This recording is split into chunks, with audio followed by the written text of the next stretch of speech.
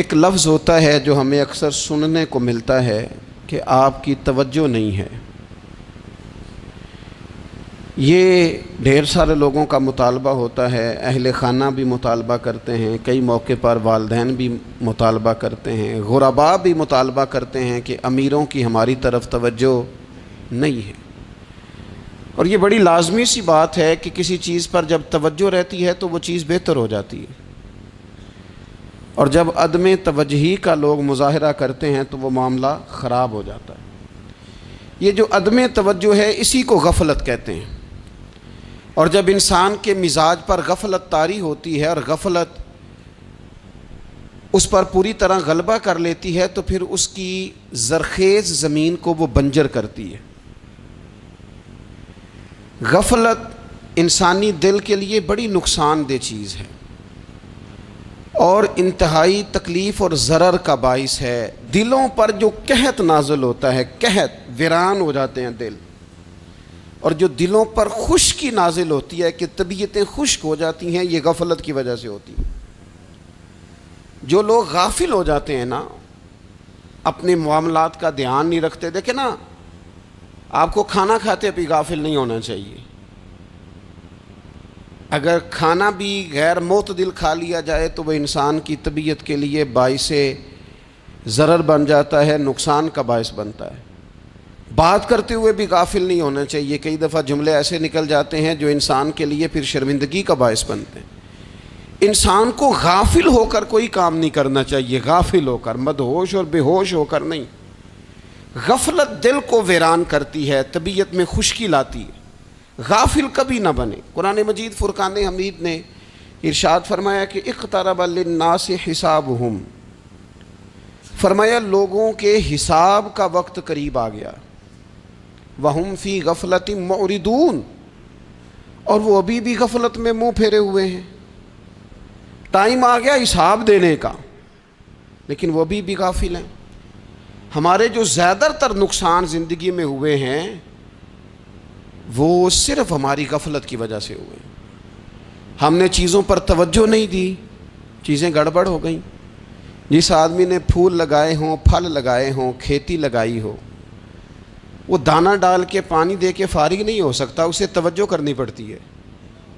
اور کسی نے کہا تھا مالی جیندے ہون تو پھر بوٹے سوکھدے نہیں، اگر موجود ہونا ان کو سینچنے والا، رکھوالی کرنے والا، تو پھر ان کی جڑیں کبھی خشک نہیں ہوا کرتی۔ ہماری جو غفلتیں ہیں یہ بڑی ضرر کا باعث ہیں، نقصان کا باعث، اور مجبوری معاف ہوتی ہے، غفلت معاف نہیں ہوتی۔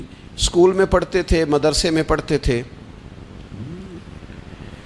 تو ایک مجبوری ہو گئی جی، خدا نہ خواستہ گھر میں کوئی پریشانی ہو گئی تو اساتذہ اس پر سزا نہیں دیتے۔ کوئی خوشی کا موقع ہے گھر میں، فیملی میں کسی کی شادی ہے، اساتذہ اس پر سزا نہیں دیتے۔ لیکن اگر کبھی پتہ چلتا تھا نا کہ یہ گھر سے تو آیا تھا لیکن مدرسے نہیں آیا، یہ اسکول نہیں آیا، رستے میں غافل ہو گیا، تو یہ بات خوفناک تھی۔ یہ قابل سزا جرم تھا کہ تو غافل ہو گیا اپنی پڑھائی سے، تو گھر سے آیا اور یہاں نہیں آیا۔ غفلت قابل سزا ہوتی ہے، مجبوری کی معافی ہوتی ہے۔ ہمارا آج کل جو مسئلہ ہے وہ غفلت کا ہے۔ ڈھیر سارے لوگ ہیں، سمجھدار بھی ہیں، سیانے بھی ہیں، معاملہ فہم بھی ہیں، باشعور بھی ہیں، تعلیم کی ڈگریاں بھی رکھتے ہیں، لیکن اگر ان کی زندگیوں کی تکلیفوں کو دیکھا جائے اور بے آباد روح کو دیکھا جائے اور سجدوں سے ان کی دوری کو دیکھا جائے تو ایک ہی بات سمجھ میں آتی ہے کہ پتہ سارا ہے لیکن لے ڈوبی ہے غفلت، توجہ نہیں کی۔ لائق بچہ بھی نالائق ترین زندگی گزارتا ہے، اس لیے کہ اس کے لائق ہونے کے ساتھ ساتھ اس کا توجہ کرنا بھی تو ضروری ہے نا۔ نرے لائق کا کیا فائدہ اگر وہ محنتی نہیں، اگر وہ توجہ ہی نہیں کرتا، اپنا سبق دھیان سے سنتا پڑھتا ہی نہیں، تو جتنا مرضی لائق ہو پیچھے رہ جائے گا۔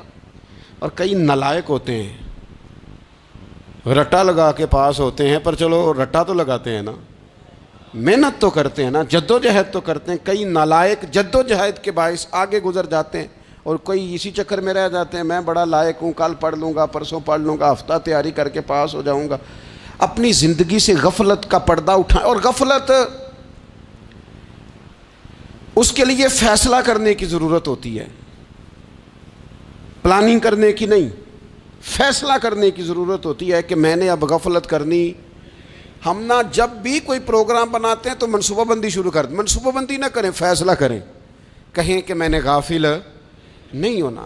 غفلت غرق دنیا کا نام ہے، اپنے آپ کو غفلت سے بچائیں۔ آپ دیکھیں حضرت کعب بن مالک رضی اللہ تعالیٰ عنہ فرماتے ہیں، بخاری میں موجود ہے، فرماتے ہیں کہ جنگ میں پیچھے رہ گیا تھا،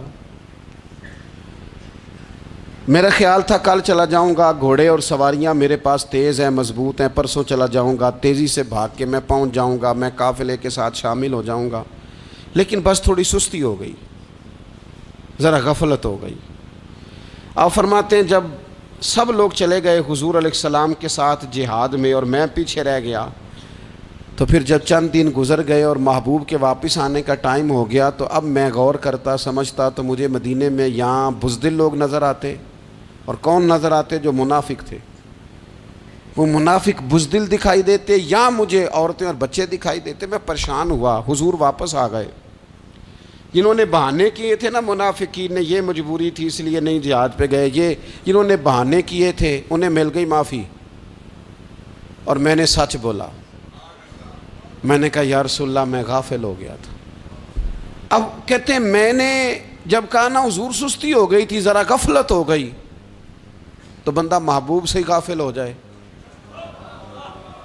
بندہ وہیں سے غافل ہو جائے۔ جو دم غافل سو دم کافر، سانو مرشد اے ہو پڑھایا۔ جب کہا نا حضور وہ غلطی ہو گئی، کوئی مجبوری نہیں تھی، تو فرماتے ہیں باقیوں کو معافی مل گئی، میرے ساتھ حضور ناراض ہو گئے۔ ایک دن نہیں، 2 دن نہیں، 50 دن حضور ناراض رہے۔ مدینے کی گلیوں نے مجھے پہچاننا چھوڑ دیا، در و دیوار سے مجھے یوں لگتا تھا کہ میں پردیسی ہوں۔ فرماتے ہیں میں مسجد میں آتا تھا، میں جب محبوب کو دیکھتا تو حضور رخ انور پھیر لیتے، اور مجھے پتا تھا جب میرا چہرہ ادھر ادھر ہوتا تو پھر کریم رحمت کی نظر فرماتے ہیں 50 دن مسلسل۔ پھر مجھے حکم ہوا کہ بیوی بھی بھیج دو، میکے بچے بھی بھیج دو، ننھال یعنی تنہا رہ جاؤ۔ فرماتے ہیں وہ میں نے قید تنہائی کاٹی، لیکن شکر اللہ کا یہ ہے کہ میں سچا تھا، بس ذرا بھول گیا تھا، بس ذرا غفلت ہو گئی تھی۔ تو فرماتے ہیں پھر اللہ تبارک و تعالیٰ نے میرے اوپر فضل یہ فرمایا کہ میری توبہ کا اعلان رب نے قرآن مجید میں فرمایا۔ تو غافل نہ بنے کبھی بھی۔ ہمارا نا مسئلہ یہ ہے، اور آپ نے ناراض نہیں ہونا، ڈھیر سارے لوگ غافل ہو جاتے ہیں، مالدار بھی غافل ہیں، صاحبان علم بھی الا ماشاء اللہ بہت ساری جگہوں پہ غافل ہیں۔ جن لوگوں کو 4 لوگ جاننے لگ جاتے ہیں، کوئی مقام حاصل ہو جاتا ہے، وہ بھی بہت ساری جگہوں سے غافل ہو جاتے ہیں الا ماشاء اللہ۔ غفلت بڑی تکلیف والا منظر ہے۔ جو لوگ سمجھتے ہیں نا میں اب گڈ بک میں آ گیا ہوں، اب میں اچھا ہو گیا ہوں، اب میرے لیے خیر کہا جاتا ہے، مجھے اچھائی شاید یہ مستقل میرے ساتھ رہے گی، تعریف ہی ہوگی ہمیشہ، وہ بھی غافل ہو جاتے ہیں۔ اور یہ غفلت ٹھیک نہیں ہوتی۔ وجہ دیکھنی چاہیے کس وجہ سے انسان کو وقار مل رہا، عزت مل رہی۔ اپنی زندگی سے غفلت کو اتار پھینکیں۔ تھوڑی دیر کی تو غفلت ہوتی ہے، لمبی تو نہیں۔ 2 منٹ کے لیے صرف اس نے ڈرائیونگ کرتے ہوئے چہرہ موبائل کی طرف کیا تھا، 2 ہی تو منٹ لگے تھے۔ لمحوں نے خطا کی تھی، صدیوں نے سزا پائی۔ لمحوں نے خطا کی تھی، صدیوں نے سزا پائی۔ ایک لمحے کے لیے غافل ہوئے تھے اور صدیاں، نسلیں روتی رہ گئیں پیچھے، بچے تڑپتے رہ گئے، اہل خانہ پریشان رہ گئے، ماں باپ ساری زندگی روتے رہے، لیکن یہ 2 منٹ کے لیے۔ یہ غفلت جو ہے یہ بڑی تکلیف والا معاملہ۔ اپنی زندگی سے غفلت کو اتارنا ہے، غافل نہیں بننا، ہر وقت توجہ اور ساری باتوں پہ توجہ۔ بعض اوقات لوگ ایک طرف توجہ کر کے ایک طرف سے غافل ہو جاتے ہیں، نہ، توجہ ہمہ پہلو رکھنی ہے۔ ہمارے ذمے جتنے بھی حقوق ہیں ان سب پر توجہ، ہر چیز کا خیال، ایسا نہ ہو کہ عبادت کرتے رہ جائیں اور حقوق العباد ہم سے چھوٹ جائیں، اور حقوق العباد اتنے زیادہ ادا کریں۔ صاحب مجھے کہنے لگے ایک دفعہ بڑے وثوق کے ساتھ کہنے لگے جی معاذ اللہ ثم نہیں جی ٹائم ملتا پھر نماز دا کی کریے، روزی کمانا بھی تو عبادت ہے نا۔